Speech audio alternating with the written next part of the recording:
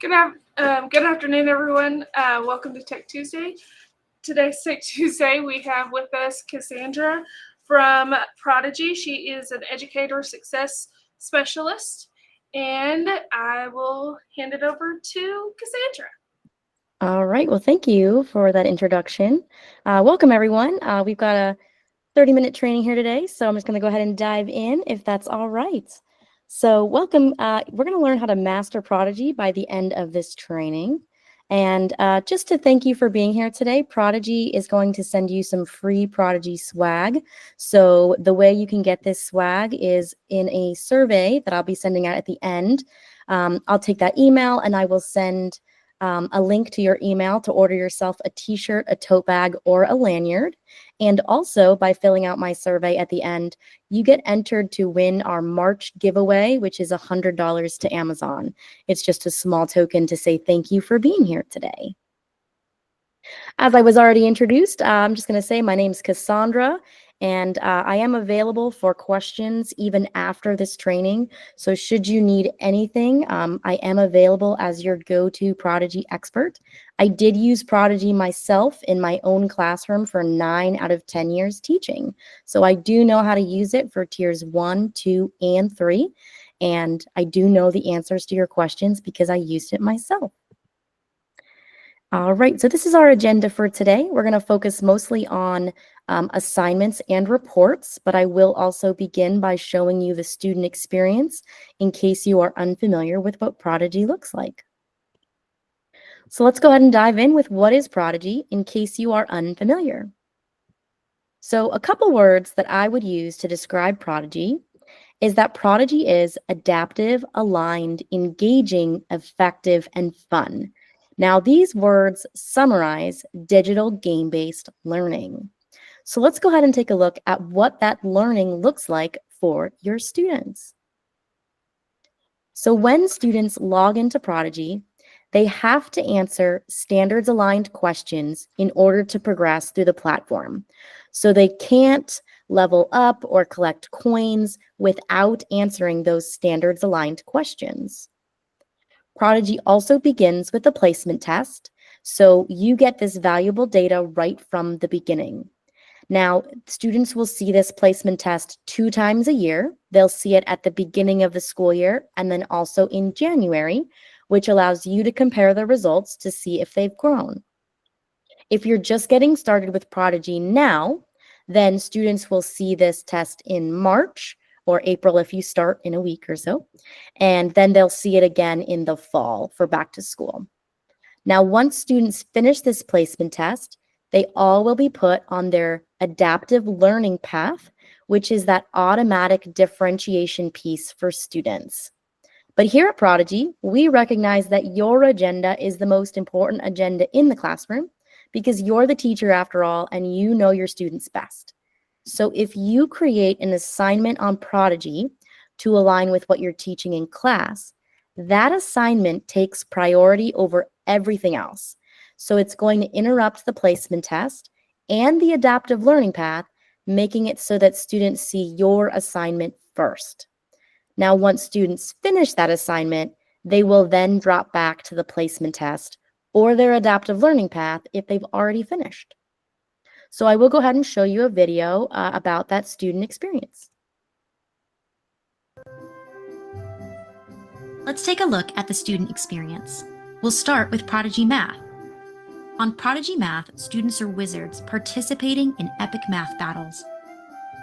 In order to continue in the game, they must answer math questions.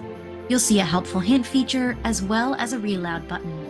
Students can use the digital tools such as pencils and erasers to solve problems. They can use a mouse, a trackpad, or a touchscreen.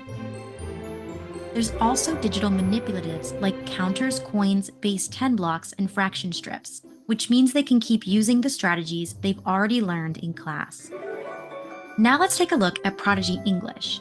In Prodigy English, students collect resources to craft items and build their own village. Taking actions in Prodigy English requires stamina, which is the lightning bolt at the bottom of the screen. When a student runs out of stamina, they must answer questions to gain more. You can see that there's a helpful hint feature as well as a read aloud button. Prodigy English also has a social component because students complete tasks to help their community members. All right, so that is the student experience. So let's go ahead and talk about ClassLink. So setting up with ClassLink right now just requires a couple steps. And so I'm going to show you a quick video here that does detail the steps pretty laid out. What I recommend doing, though, is re-watching this video when you're actually setting up your classes so that you can pause it along the way after completing each step. And facilitators, if you want a copy of this video, I can send it directly to y'all after this, and then you can post it as a separate video if you'd like. Here's how to use Prodigy with ClassLink. First, create a teacher account. Go to prodigygame.com, click Sign Up. Click ClassLink. Find your login page by typing in your school or district. Your login page is unique to your school. If you've previously had a Prodigy account, you can enable it for logging in through ClassLink by typing in your Prodigy email and password. If you've never used Prodigy before, create a new account. Choose your curriculum. Type in your school name. Now create a class manually. Name your class and select a grade. Next, you can add your students. Simply type in their first name and last initial. If you have students who already have Prodigy accounts, they can join your class by logging in and entering your class code. You can view the login information for your students. They will need this information when they try to log in. After that, add the Prodigy app to ClassLink. Open the app library. Type Prodigy. Click Add. Prodigy will now recognize your ClassLink login. Finally, have students log in with ClassLink. Have them log into ClassLink and click Prodigy. Students can create new accounts from here and connect with the class code, or log in using the username and password teachers have created.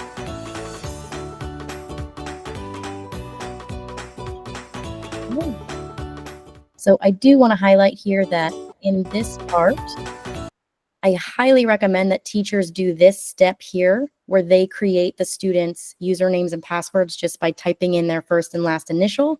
What this does is it eliminates the need to connect with the class code later.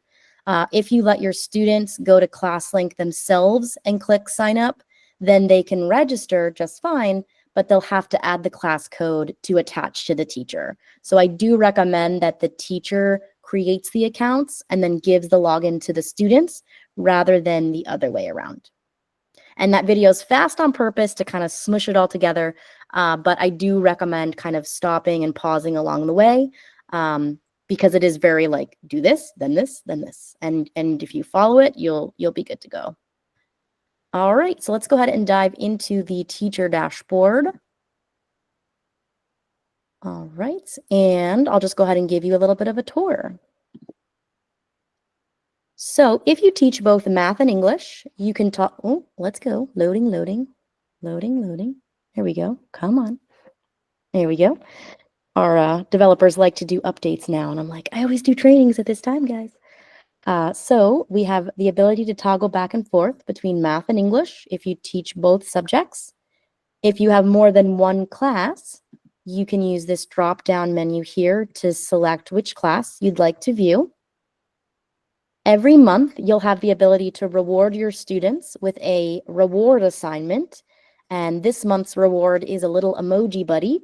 So if you create a 10-question assignment using this button, students will get this reward when they finish your 10-question assignment.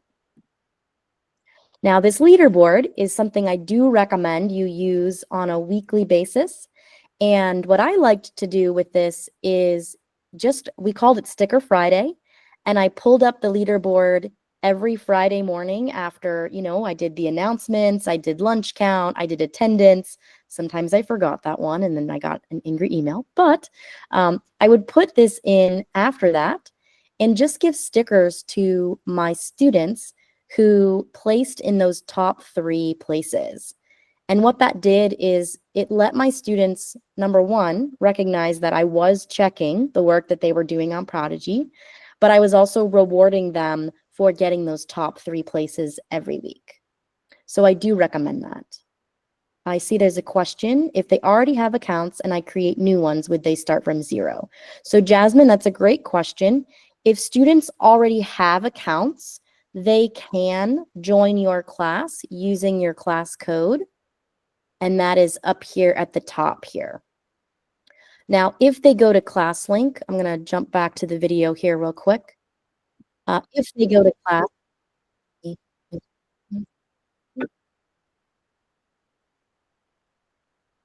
so the students,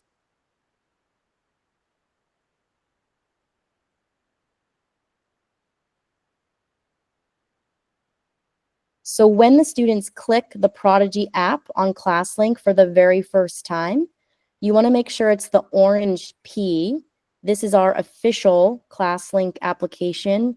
If you're using something that looks like a blue monster, that is a password locker, and that is not the one we want to keep using. We want to use the one that looks like the orange Prodigy P. But when students click that for the first time, they can either say, I want a new account. That's them setting it up themselves, starting from 0. If they say, no, I already have an account, they have a couple options here. They could either put in a password that they have already had from previous years, or they'll put in the one that you created yourself. If they already have an account, there's no need for the teacher to create a new one. They can just say, nope, I already have one, and put in their existing username and password that's probably stored in the password locker if you're already using ClassLink. Oh, I didn't share the. You guys got to tell me when I'm not. Sorry about that. I normally use Zoom, so I'm used to it shifting. So here the kids would click on that Prodigy P, and then they would say, I already have an account, and put in any old account they already have. So Jasmine, if your kids already have accounts, they can just click, I already have one, and put in their username and password.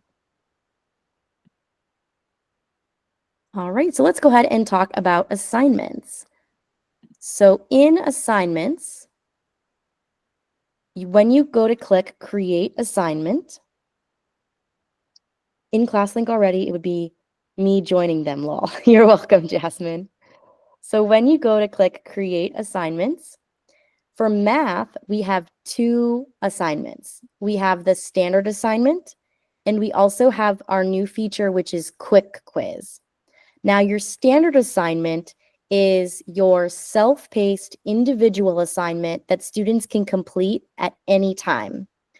Your quick quiz is your everybody do this now race, similar to a Kahoot or a Blooket, where everybody is answering questions in a race-style environment.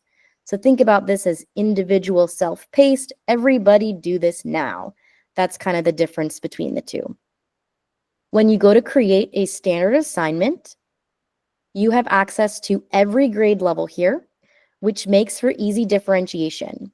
So if you're a 3rd grade teacher, it's going to default to that 3rd grade, which is your tier 1. So if you want to create a tier 1 assignment for all of your students, you can select the skills that you'd like to assign. Let's say I'm reviewing addition. I can click this eye icon to view an example question to make sure that I'm giving exactly what I want. I can do some word problems. I could do some computation. It even tells me if it's regrouping or no regrouping. So now let's say I'm a 3rd grade teacher and I have created this assignment that's about 13 minutes. So that's something students should be able to complete in about 1 sitting. That's your traditional independent work. Students go on and they work on it at their own pace. I can click Assign, and that's going to automatically default to the whole class. Again, that's your tier 1 instruction. But if I want to make this a tier 2 assignment, I can assign it to specific students. So if I have an MTSS or an RTI group, I can actually assign it based on the skills we're working on in tier 2. And if I have tier 3 students or even a student with an IEP, I can even create an assignment just for them, targeting their IEP goals as well. All right, so that's your assignment builder. Now, for quick quiz, this is, again, is a whole class race, and this is available for Prodigy Math. And I'll show you a quick video here with that setup process. It's going to have the same assignment builder, so you'll still select the grade level, the skills that you'd like to assign. One unique screen to quick quiz is this lobby screen. The students in green are logged in and ready to go. The students in gray need some help logging into Prodigy.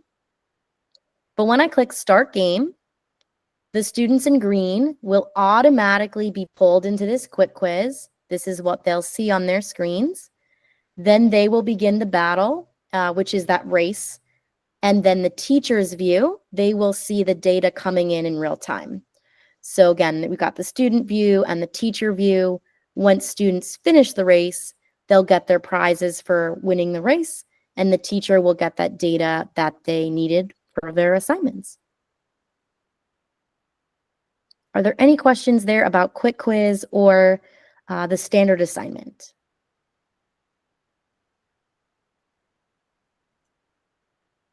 All right, well, next up, I do want to show you some reports. So the first report that I want to show you is the placement test report.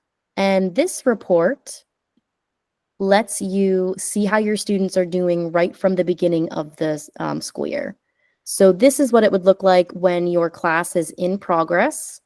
You'll see a loading bar of how much they've completed, and you'll see the students who need to log in and get started as well. Let me show you what a completed one looks like. So this is a demo here, but you'll see an overall placement for the students who have finished, and also a domain breakdown for every student, which I always used for groupings at the beginning of the school year, or when I was starting to teach a new unit, I was able to see which students would be, you know, my below level group and which student would be my above level group right off the bat. Again, when you scroll down, you'll see the loading bar, and if you click, you'll see a list of the students' domains, so you can again see a higher level look at each student there. Now, if I want to investigate maybe why is this student below grade level, I can scroll up to detailed breakdown, select the student that I'd like to investigate on, and now I can see the exact questions they took on the placement test, which allows me to go beyond not just algebraic thinking, but now I can see that this student needs help with balancing equations, and they also need help with fractions on a number line. So I like this view because it lets you really see the exact questions a student missed so that you can help backfill any skills and gaps that the kids are missing. Now, the report you'll use most often is the assignment report. And this report is the same for both Prodigy Math and English. Whether you are doing a quick quiz or a standard assignment, you will get a report for all of the assignments that you create. And this report will be sortable, so you can sort it by progress, you can sort it by score, high to low, low to high. You can click to view as a fraction or as a percentage, whichever one helps you for your grade book. You can sort by question as well, and click any of the check marks or X's, and that'll show you the student's answer, the question, the correct answer, and your class accuracy for that question as well. We've got this full screen option here that will bring the question up full screen. I like to do that as a review after I get the data, so that I can clear up any misconceptions with students, go over them, maybe with whiteboards, and make sure that they clear up any misunderstandings.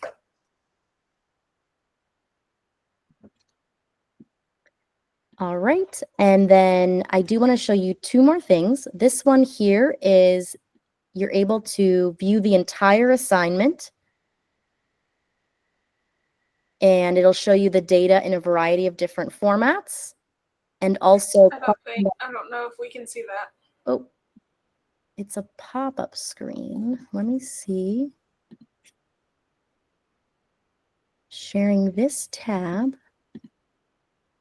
It doesn't show you the PDF pop-up? No, it doesn't. A lot of times what I recommend is stop sharing your screen and then share your entire screen so that we can see those pop-ups. Got it. Okay, let me.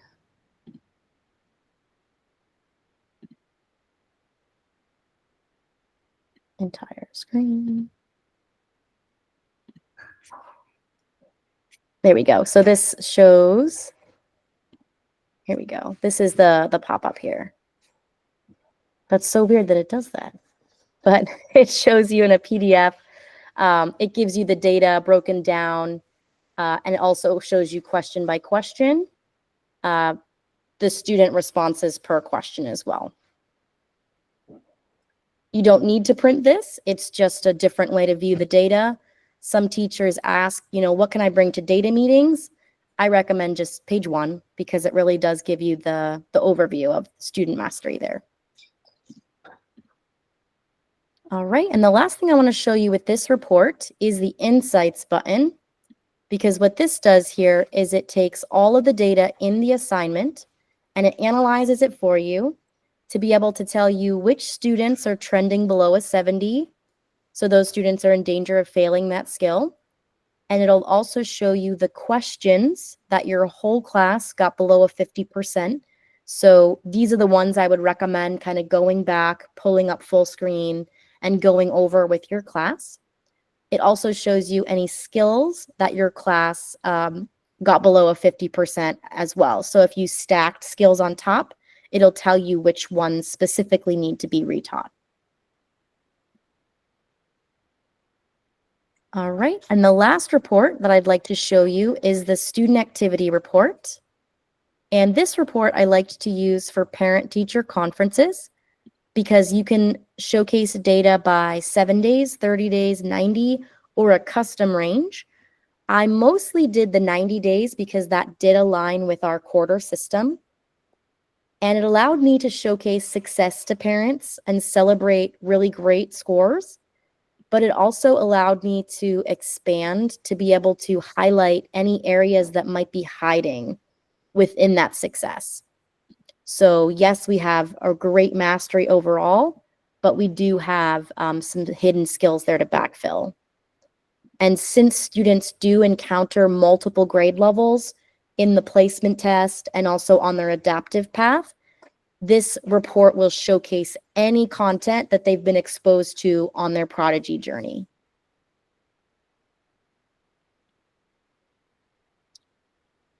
All right, and we've got a couple minutes left, so I will go ahead and show you State Challenge. On this one, you do have to share your Yes, tab so we can hear. Yes, I'm going to go Sorry. back. And no, that one I was prepared to do. That one I was like, okay, I've got to do this. 30-minute, share the, okay, perfect. Teachers, what if your next math lesson sparked excitement, boosted participation, and could make your school a math champion? It's time to take math motivation to the next level with the Prodigy State Challenge, the world's biggest math competition. Each month, your school will climb your state's leaderboard by answering the most math questions correctly, whether from quizzes, assignments, at school, or at home. Earn points to win over 500 monthly prizes like pizza parties and Prodigy memberships. There's over $1 million in prizes available to be won, including the chance to compete for the ultimate prize, a $100,000 tech grant in our annual competition, the Prodigy National Cup. Rally your fellow teachers to join forces and compete as a team. Together, you'll boost school pride, help your students build math skills that last a lifetime, and maybe even secure your place in math history. Get started today. See contest rules for details. Teachers.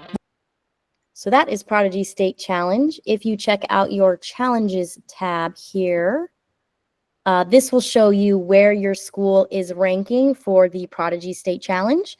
And any math questions that your students answer count towards that challenge automatically. So you can check that out in the Challenges tab. All right, now we have a couple minutes to finish this off. We'll talk about when can you use Prodigy in the classroom. I recommend using Prodigy during arrival time.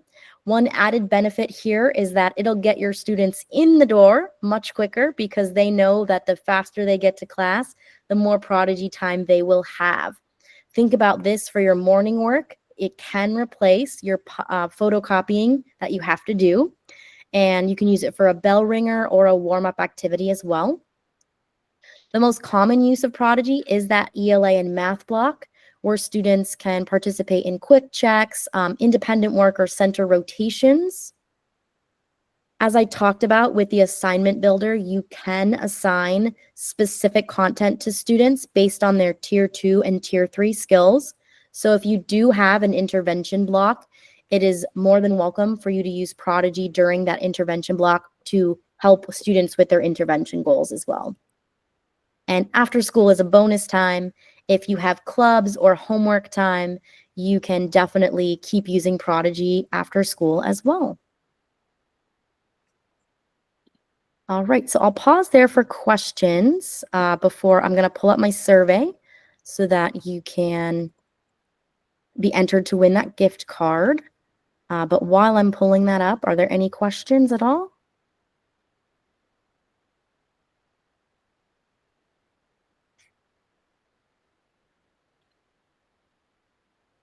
All right, well, if there aren't any questions, I'll go ahead and drop this link into the chat for you.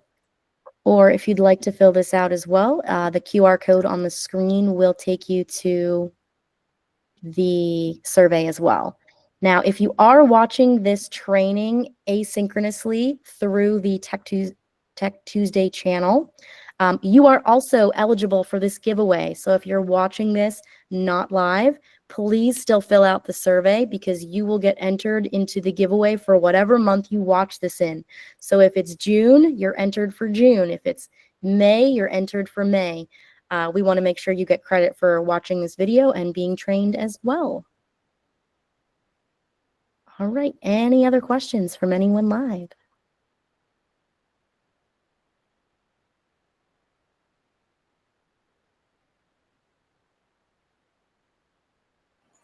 Nope. Thank you, Cassandra, for doing our Tech Tuesday, and I will stop this recording. All right, well, thank you, everyone. Thank you for being here.